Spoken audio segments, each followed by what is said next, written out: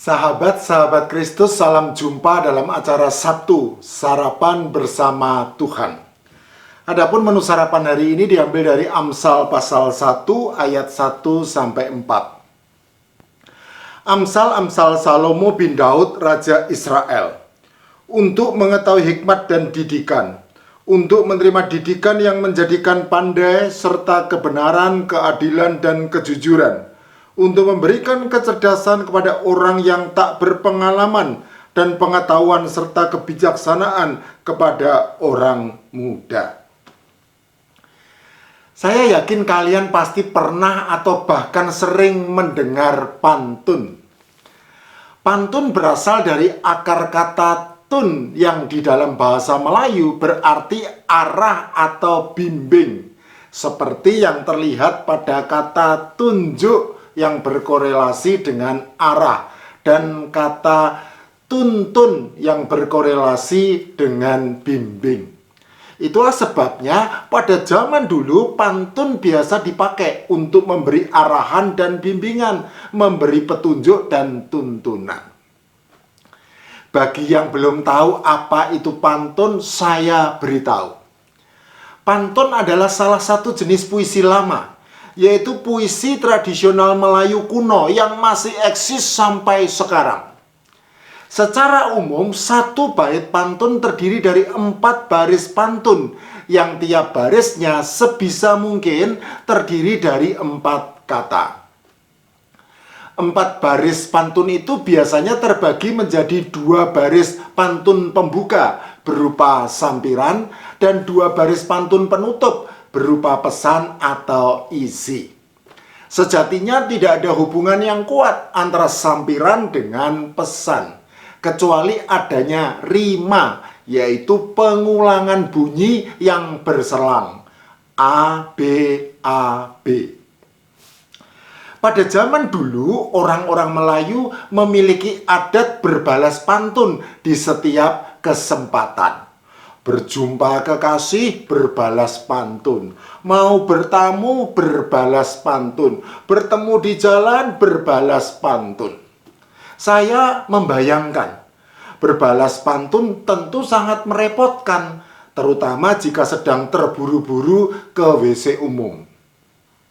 Contoh kasus, di sebuah stasiun kereta api, seorang pemuda terburu-buru ke WC umum karena sakit perut dan mengalami diare. Pada saat hendak masuk, pemuda itu disapa oleh si penjaga WC umum yang mengajaknya berbalas pantun. Beli baju, beli celana, celana panjang, baju berdasi. Tidak peduli dari mana, mau masuk harus permisi. Balas si pemuda, jeruk purut, sayur pare, pohon beringin, kayu trembesi, sakit perut, sakit diare, mohon izin saya permisi. Balas si penjaga, kuat nian kayu trembesi, burung murai menarik hati, karena tuan sudah permisi, silahkan pakai sesuka hati. Balas si pemuda, menanti di ruang ber-AC, meski dilarang tetap berjudi. Niat hati memakai WC, tetapi sekarang tidak jadi.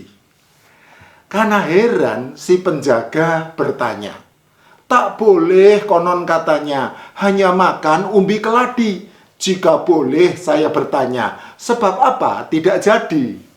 Si pemuda dengan nada kesal menjawab, buah zaitun diserang hama, getah nangka lengket di celana. Kita berpantun sekian lama, tak disangka mencret di celana. Sahabat-sahabat Kristus, persis sama seperti pantun menjadi adat bagi kaum Melayu pada masa lalu, maka demikian juga Amsal Ibrani menjadi adat bagi kaum Israel pada masa lalu.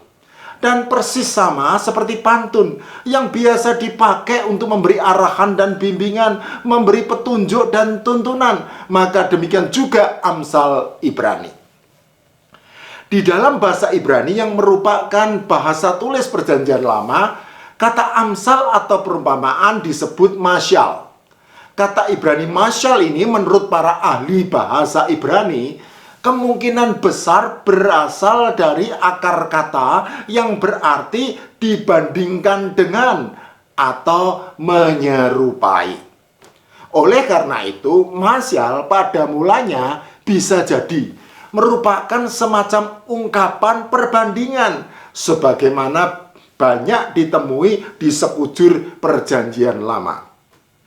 Baik dalam kitab-kitab sastra maupun dalam kitab-kitab Taurat, sejarah, dan nubuat.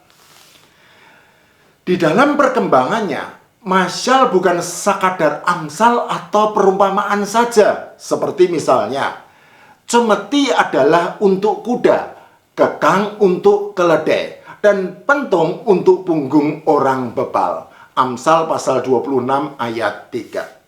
Melainkan meluas lingkupnya, sehingga banyak juga berupa kalimat-kalimat panjang berisi nasihat yang bijak. Seperti misalnya, percayalah kepada Tuhan dengan segenap hatimu dan janganlah bersandar kepada pengertianmu sendiri.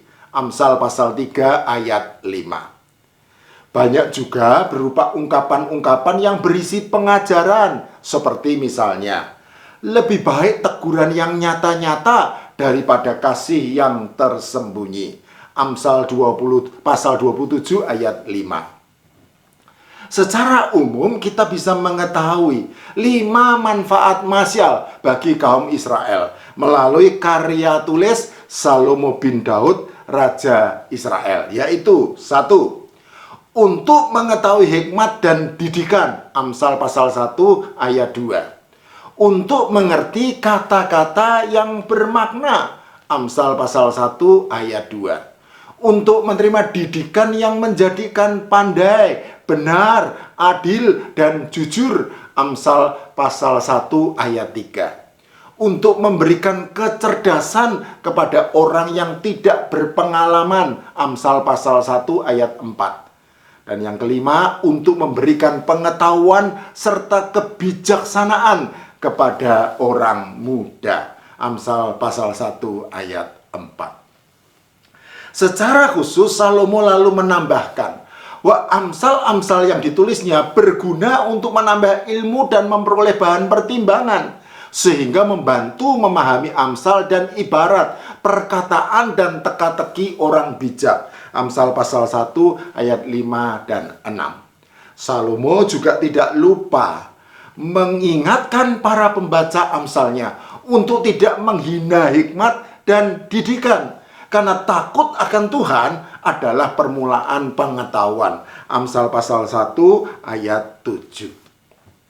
Secara tersirat, Salomo ingin menyatakan bahwa meskipun nampaknya berpengetahuan, tetapi jika tidak percaya kepada Tuhan, maka sejatinya orang-orang itu adalah orang-orang bodoh yang tidak berhikmat.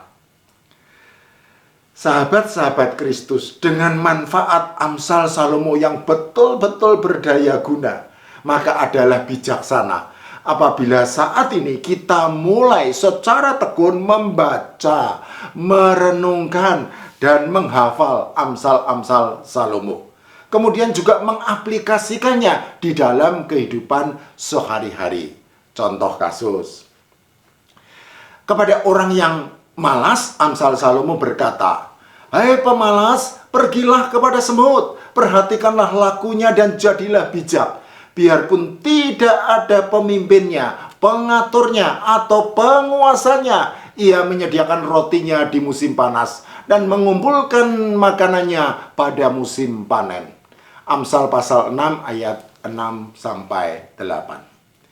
Kepada orang yang mengandalkan kekayaannya, amsal Salomo berkata, "Siapa mempercayakan diri kepada kekayaannya akan jatuh, tetapi orang benar akan tumbuh seperti daun muda." Amsal pasal 11 ayat 28. Kepada orang yang sombong, amsal Salomo berkata, "Setiap orang yang tinggi hati adalah kekejian bagi Tuhan. Sungguh, ia tidak akan luput dari hukuman." Amsal pasal 16 ayat 5.